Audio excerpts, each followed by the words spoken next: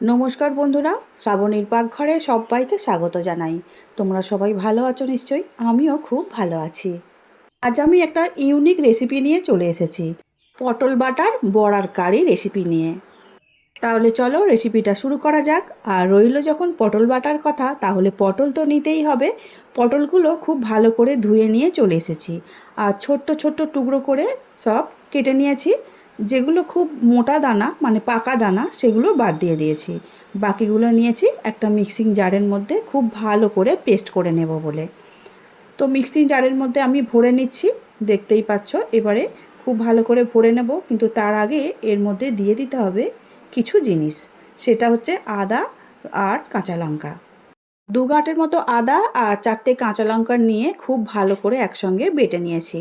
পটল বাটা হয়ে গেছে, এবারে একটা বোলের মধ্যে ঢেলে নিচ্ছি। নমস্কার বন্ধুরা, আমার রেসিপিগুলো যদি তোমাদের ভালো লেগে থাকে তাহলে সাবস্ক্রাইব করে শ্রাবণীর পাকঘর চ্যানেলটির পাশে থেকে যাওয়ার অনুরোধ রইল। পাশে থাকা বেলটা অবশ্যই প্রেস করে দিও, যাতে যখনই নিত্য নতুন রান্না ছাড়বো সহজেই তোমাদের কাছেই পৌঁছে যাবে। আর ফেসবুক পেজ থেকে দেখছো বন্ধুরা, প্লিজ পেজটিকে ফলো করে দিও। পটল বাটার মধ্যে দিয়ে দিলাম নুন আর 4-5 চামচের মতো বেসন। বেসন দেওয়ার পরে চামচ দিয়ে খুব ভালো করে বেসনের সঙ্গে পটল বাটা মিশিয়ে নিতে হবে। বেসন দিয়ে খুব ভালো করে মাখা হয়ে গেছে। এবারে এখানে আমি 3 থেকে 4 চামচের মতো দিয়ে দিয়েছি কর্নফ্লাওয়ার। কর্নফ্লাওয়ারটা দিয়েও আবারও খুব ভালো করে মিশিয়ে নিতে হবে। আমার পাত্রটা একটু ছোট হয়ে গেছে, সেই জন্য আমার হাত নাড়তেও একটু অসুবিধা হচ্ছে, তবুও খুব ভালো করে মিশিয়ে নিয়েছি আমি। এবারে এদিকে কড়া গরম হয়ে গেছে, কড়ার মধ্যে বেশ খানিকটা সর্ষের তেল দিয়ে দিচ্ছি, কারণ এই বড়াগুলোকে এবারে ভেজে নিতে হবে। যে পটলের যে পেস্টটা আমি বানালাম এখন, এটা এবারে ভেজে নিতে হবে। ছোট ছোট করে চামচের সাহায্যে হোক হাতের সাহায্যে হোক তেলের মধ্যে দিয়ে মুচমুচে করে ভেজে নিতে হবে। এইভাবে পটলের বড়া যদি ভাজো তাহলে কিন্তু শুধুই এমনিই খাওয়া হয়ে যাবে, দারুণ খেতে হয়েছিল। তবে আমি এটাকে আলাদা একটা রেসিপি বানাবো, সেই জন্য বড়াগুলো ভেজে নিচ্ছি। আর মিনিট 2 পরে তবেই উল্টাবে, না হলে কিন্তু ভেঙে যেতে পারে। দেখতেই পাচ্ছ আমার প্রত্যেকটা বড়া আলাদা আলাদাভাবে ছেড়ে যাচ্ছে। এই রেসিপিটা কিন্তু আজ আমি ফার্স্ট টাইম ট্রাই করলাম। এতটা যে সুন্দর খেতে হবে বড়াগুলো, এটা কিন্তু আমি আগে ভাবিনি। দারুণ খেতে হয়েছিল, আর সেই জন্যই আমি তোমাদের সঙ্গে শেয়ার করছি। যে খাবারটা খেতে ভালো লাগে সেটা আমার তোমাদের সঙ্গে শেয়ার করতে খুবই মজা লাগে। বড়াগুলো ভাজার সময় একটু লাল লাল দেখতে লাগবে, কিন্তু পরে একটু গায়ের রঙটা কালো কালো হয়ে যাবে, কারণ পটল ভাজলে তার তো খোসা ছিল পটলের, সেই জন্য কালারটা একটু চেঞ্জ হয়ে যাবে। ওটা কোনো অসুবিধার কারণ নেই, ভাজলে কিন্তু এরকমই দেখতে হবে। বড়াগুলো খুব সুন্দর করে কিন্তু ভেজে নেওয়া হয়ে গেছে। এবার একটা প্লেটের মধ্যে তুলে নিচ্ছি, আর বাকি বড়াগুলো আমি একইভাবে ভেজে নেব। গন্ধটা কিন্তু দারুণ ছেড়েছে জানো তো। আমার বাড়িতে তো একজন পটল খেতে পছন্দই করে না, কোনো দিন পটল খায়নি সে, কিন্তু আমি এইভাবে বড়া বানিয়ে দেওয়ার পরে সে একবার খেয়েই বলছে, বাহ দারুণ হয়েছে, তো মনেই হচ্ছে না পটল দিয়ে তৈরি হয়েছে বলে। বাকি বড়াগুলো তেলের মধ্যে দিয়ে দিচ্ছি আর একইভাবে ভেজে নিচ্ছি। এই রেসিপিটা বানানোর জন্য তোমরা ডুমো ডুমো করে আলু এর মধ্যে দিয়ে বানাতে পারো, সেটাও কিন্তু খেতে খুব ভালো হয়। আমি আজকে আলু না দিয়েই বানাচ্ছি।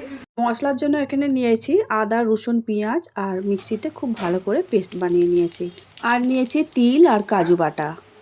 তোমরা চাইলে এটা নিরামিষভাবেও বানাতে পারো, সেটাও কিন্তু খেতে খুবই সুন্দর হয়। কড়ার মধ্যে তেল দিয়ে 1 চামচ জিরে দিলাম, 2টো শুকনো লঙ্কা দিয়ে সুন্দর করে ভেজে নিচ্ছি। যখনই ভাজাটা খুব ভালো করে হয়ে যাবে সেই সময় দিয়ে দেব এখানে বেটে রাখা মশলা।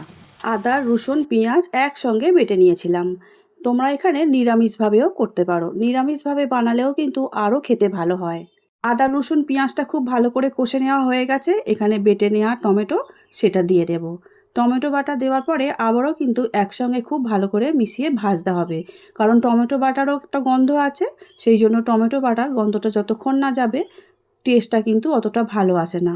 খুব ভালো করে দেখো আবারও কিন্তু ভেজে নিয়েছি। সব শেষে দিয়ে দিচ্ছি কাজু আর তিল বাটা, সেটা বেটে রেখেছিলাম সেটাও দিয়ে দিলাম। দিয়ে খুব ভালো করে গ্যাসের জোরটা কমিয়ে দিয়ে এই প্রসেসটা করতে হবে, কারণ জানো তো তোমরা কাজু তিল নিচে কড়ার নিচে লেগে যায়, সেই জন্য খুন্তির সাহায্যে আলতো আলতো করে ঘুরিয়ে গ্যাসের জোরটা কমিয়েই করতে হবে। ভালো করে কষে নেওয়া হয়ে গেছে, এবারে এর মধ্যে দিয়ে দেব 1/2 চামচের মতো কাশ্মীরি লঙ্কার গুঁড়ো, কালারটা ভালো হওয়ার জন্য। আবারও খুব ভালো করে খুন্তির সাহায্যে মিশিয়ে নেব। এবারে দিয়ে দেব পরিমাণ মতো জল। জলটা একটু বেশি করেই দেবে, কারণ বড়া জল টেনে নেয়। আর আমি এটা রাতে রুটি দিয়ে বানানোর জন্য করছি বলে জলের পরিমাণটা একটু কমিয়ে রাখবো। টেনে গেলে অসুবিধা নেই, কিন্তু যদি ভাত দিয়ে খাওয়া হয় তাহলে ঝোলের পরিমাণটা একটু বেশি রাখতে হবে, কারণ তরকারিটা যখনই ঠান্ডা হয়ে যাবে বড়াগুলো সব ঝোল টেনে নেবে। তরকারিতে জল দেওয়ার পরে খুব ভালো করে মশলার সঙ্গে নাড়াচাড়া করে একটু মিশিয়ে নেব। তারপরে ঝোলটা যখন ফুটে উঠবে তখন বড়াগুলো তুলে দেব। মিনিট ২ মতো ঝোলটা খুব ভালো করে ফুটিয়ে সিদ্ধ করে নিয়েছি। এবার ভেজে রাখা পটলের বড়াগুলো তুলে দিচ্ছি ঝোলের মধ্যে। বড়াগুলো তুলে দেবার পরে ঝোলের সঙ্গে খুব ভালো করে খুন্তি দিয়ে একটু মিশিয়ে নেব। এই পূজায় আমার মতো করে পটলের রেসিপিটা একবার হলেও বানিয়ে নিও।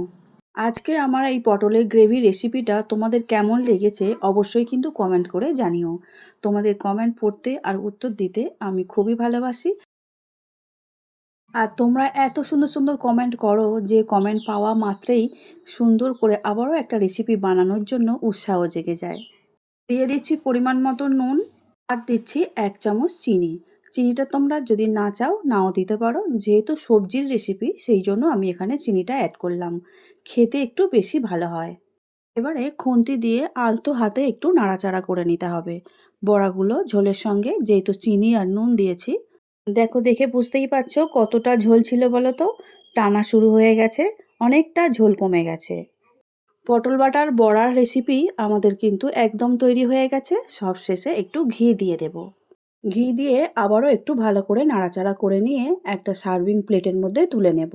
আমি বানিয়ে আমি তো অবশ্যই বলবো খেতে খুব ভালো হয়েছে। তোমরাও কিন্তু অবশ্যই বানিও আর আমাকে কমেন্টে জানিও আজকের এই পটল বাটার বড়া রেসিপিটা তোমাদের কেমন লেগেছে। গ্যাসটা অফ করে দিয়েছি আর ৫ মিনিট পরে একটা প্লেটের মধ্যে তুলে নিচ্ছি। দেখতে যতটাই ভালো হয়েছে না, খেতে কিন্তু ততটাই ভালো হয়েছে। মনে হবে যে শুধুই বড়ার এই রেসিপিগুলো শুধুই খেয়ে ফেলি, এতটাই সুন্দর গন্ধ ছেড়েছে আর খেতেও ততটাই ভালো হয়েছে। ঘরে যদি রান্নার কিছু না থাকে, পটল থাকে আর এইভাবে কিন্তু বানিয়ে নিতে পারো। এইভাবে পটলের রেসিপি বানিয়ে আর ডাল আর কিচ্ছু লাগবে না ভাতের সঙ্গে, ব্যাস। বরঞ্চ সেদিন দুটো ভাত বেশিই খাবে। আজ তাহলে আসছি, দেখা হবে অন্যদিন নতুন রেসিপি নিয়ে। সবাই খুব ভালো থাকবে, সুস্থ থাকবে। আমার ভিডিওটা এতক্ষণ দেখার জন্য অসংখ্য অসংখ্য ধন্যবাদ আমার সব বন্ধুদের।